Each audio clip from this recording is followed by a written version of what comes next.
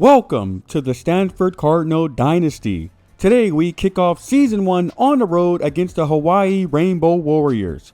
But before the action gets started, I did want to highlight some of the goals of the Dynasty going into this series.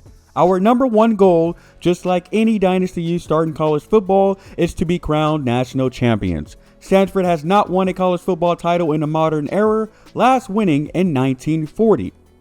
Next, I want to have at least one Heisman Trophy winner in the series. Stanford only has one winner all time, quarterback Jim Plunkett, who won in 1970. Andrew Luck, Christian McCaffrey, and Toby Gerhart were all runner-ups in recent history. Next, I want to have multiple first-round picks to come up under our program, specifically in the following positions. Quarterback, with the last one being Luck, halfback with the last one being McCaffrey, and edge where the last first round pick were fellow NFLer Solomon Thomas. Lastly, I want our coach, Doug Grimble, to win Coach of the Year award in our dynasty. There are a ton of major programs and led by prestigious coaches, and we will be tasked with building up the next great one. With all of that out of the way, it's time to kick off the 2025 season here in Honolulu, Hawaii. Kicker Emmett Kinney kicks it off, and wide receiver Brandon White fields it 3 yards deep. He tries a quick spin move but gets tackled at the 16-yard line. This is where true freshman quarterback Demarcus Davis from Altadena, California leads out the Warriors for the first time this season. Second and 11 from the 15. Tight end comes in motion. Davis fakes the handoff, tries to get away, but is sacked by star defensive end Tavaro Tafiti. Tafiti will have a huge role in this 3-4 defense, but he will be primarily tasked with rushing the passer on top of dropping back in coverage in some situations. As we see here, he's going to quickly beat the tackle on the outside with a swing move and chases down Davis for the first sack of the season. Cardinal take over, and on 3rd and 8 in Hawaii territory, Brown's going to take the snap from Gunn, and he's going to throw it quick to wide receiver CJ Williams, who snags it for a first down. CJ is a senior receiver who was not highlighted in the intro episode, as he was recently added to the game as a new NIL player. He's a speedy receiver with great hands and decent route running, and well deserved of the wide receiver 1 role. Later on the drive, facing a 4th and inches, Brown is going to find Bryce Farrell in the flats, who picks up the first down and much more.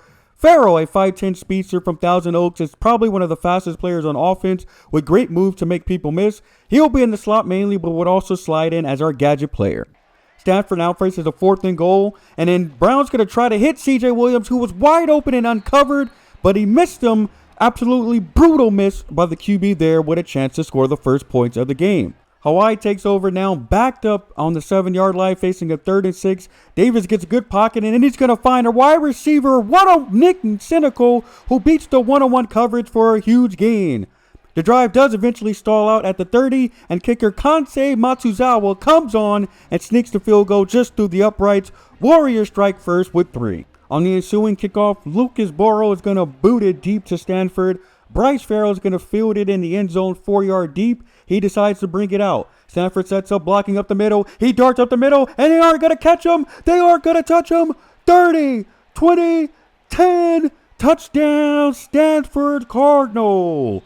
Who had that on their bingo card as the first score of the series is a 100-plus yard kick return touchdown by the speedy Bryce Farrell. Electric play to get the first points of the series for the Cardinal. 7 minutes left now and a half. Hawaii's driving with the ball on the 26.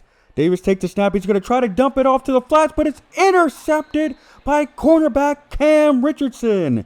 He fooled the QB there by delaying his coverage of the shorter route, and then he makes an acrobatic play to intercept it for the offense.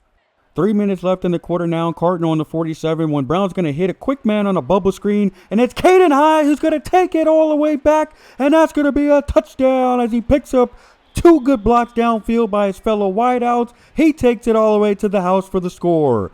Great catch and run there by the wide receiver. Caden is a 5'10 junior from Atlanta, one of the number of players from Georgia on the team. He's got great top end speed and enough elusiveness to make even the best tacklers miss, as we saw here. 14-6 was the score going into the half, where both offenses were well ahead schedule, averaging over 6 yards per play each.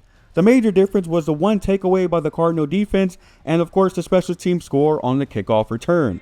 Hawaii was set to kick it off to start the second half, and they find themselves down 8. Farrell is back to return again. This time he fields it 2 yards deep in the end zone. He starts on the outside of the left hash. He maneuvers his way, and then he sees green. 50, 40, 30, 20, 10. Bryce Farrell does it again. Kick return, touchdown. Electric start to the half as the Cardinals now extend their lead 21-6. We skip ahead, 5 minutes left in the fourth. Same score when Elijah Brown's going to take the snap from the 34. He's going to throw it up top, and it's Caden Hill who beats the corner, and he outruns him for a big play touchdown. Stanford breaks it open late here in Hawaii, extending the lead 28-6. But the Cardinals were not done there. Demarcus Davis takes the snap from the 13-yard line, tries to hit the flat, but is jumped and intercepted by Josiah Galvin, who takes it back for a 13-yard score. Pick 6 for the Stanford Cardinal, and that one's going to ultimately cap this one off, and they put Hawaii out of their misery as Stanford goes on to rout them 35-6 in the series opener. Wide receiver Caden High received player of the game honors on 4 catches for $125 and the 2 long touchdowns. Stanford dominated the run game on both sides, and the defensive takeaways ending up being the major difference maker despite almost allowing 300 yards through the air. Brown completed 69% of his passes, averaging 9 yards per. Offense maintained their run focus featuring Cedric Irvin, who had gained 75 yards on 15 carries. We already highlighted Caden Hyde, who was by far the most explosive player in the pass game. And on defense, Brandon Nicholson led the team in tackles to go along with his 1 interception. Galvin and Trey Williams both added 9 tackles themselves, and Tavari Tafiti got to the quarterback 3 times in this one, and defensive tackle Benedict Uma added 2, giving the team 5 on the day here in this one. Dominant showing on both sides of the ball, but Game 2 sees the Stanford Cardinal heading to Provo, Utah to take on the number 23 ranked BY Cougars. Both teams won their opener in Week 0, and this game will be under the lights here in Utah as Stanford look to get win number 2. Early in the first quarter, BYU driving on the 23, quarterback McKay Hillstead fakes a handoff and throws a dot to halfback Sione Moa while getting rocked while throwing. This sets up a 3rd and goal a few plays later when LJ Martin powers his way through after taking the handoff. He gets into the end zone for a BYU touchdown.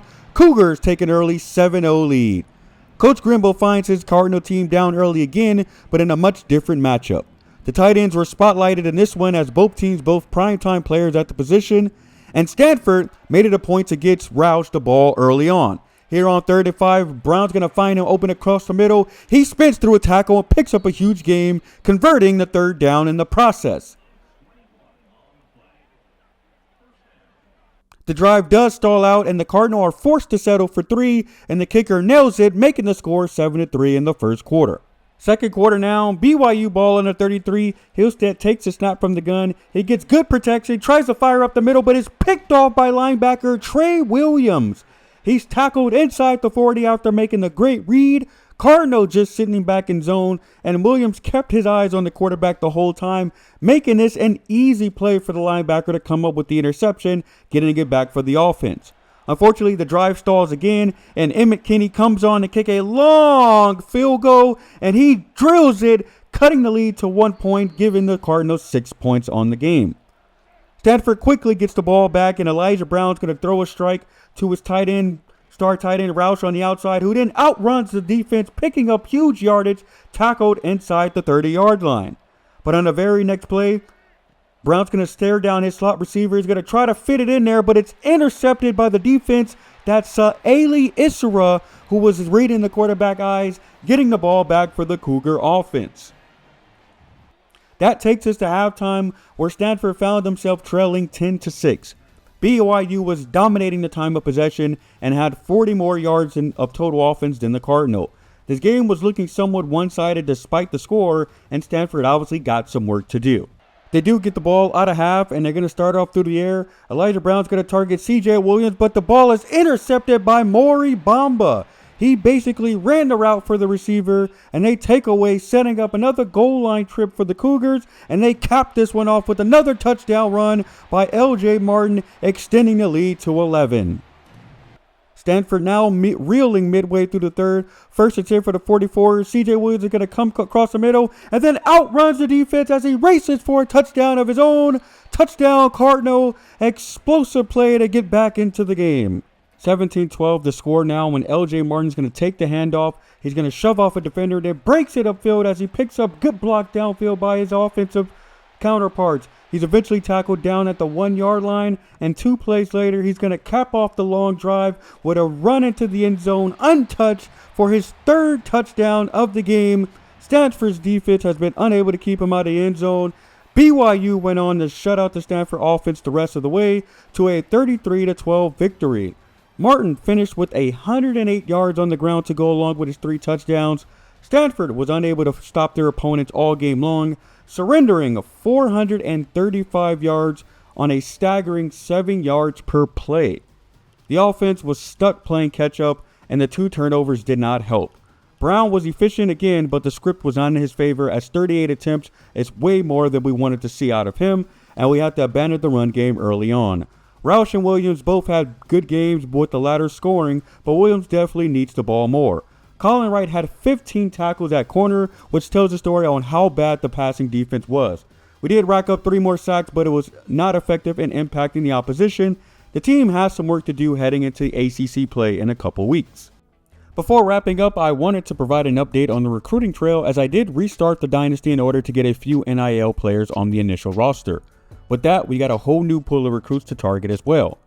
We will still only sign 3 4-star players this year, with contested specialist wideout Pat McLaughlin being at the top of our board. Manny East was a 4-star quarterback from Texas we had on the board initially. We ended up removing him as Alabama did offer him a scholarship and was pursuing him heavily at this point in the Dynasty. It's highly unlikely we'll win this battle, so we might as well cut our losses now. Our other 4-star targets will be bump and run corner Larry Kukis from Long Beach, boundary corner TJ Blanco from Wexford, PA, pocket passing quarterback Marvin Childress from Hampton, Georgia, and speedster wide receiver Jabari Keys from Oklahoma. All these players will be on the board, but we will only sign 3 of them if it gets to that point.